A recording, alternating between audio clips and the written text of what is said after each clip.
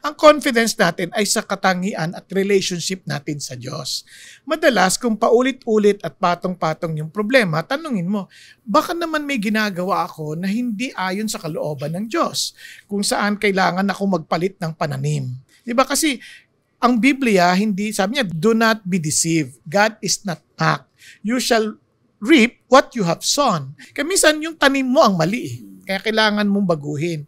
Ang ganda naman, as you pray, hindi ka lang basta nagsasabi sa Diyos ng problema mo. Nakikinig ka rin sa solusyon ng Diyos na sasabihin niya sa iyo.